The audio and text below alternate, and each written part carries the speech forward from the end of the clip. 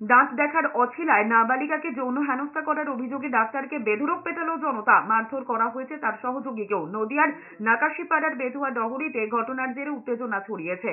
উন্মত্ত জনতার হাত থেকে নাকাশিপাড়ার থানার পুলিশ গিয়ে ডাক্তার ও তার সহযোগীকে উদ্ধার করেছে পুলিশ। চিকিৎসককে জিজ্ঞাসাবাদের জন্য আটক করা হয়েছে।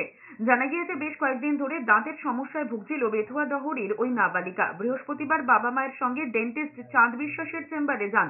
অভিযোগ, সেই সময় চিকিৎসক তার সহযোগীকে অন্য কাজে পাঠিয়ে দেন। তখন চেম্বারে নাবালিকা ও চিকিৎসকই ছিলেন।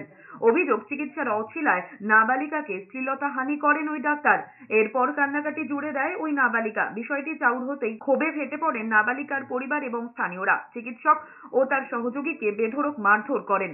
রিপোর্ট করতে করতে এবার তারপরে আমি আবার দ্বিতীয়বার আসলাম, তখন বলে হয়ে গেছে যে আবার দুটো দাঁতের জন্য ফের করতে গেছে। বললে দুটো দাঁতের পোকা হয়েছে, ওটা আমি রিপেয়ারিং করে দিচ্ছি।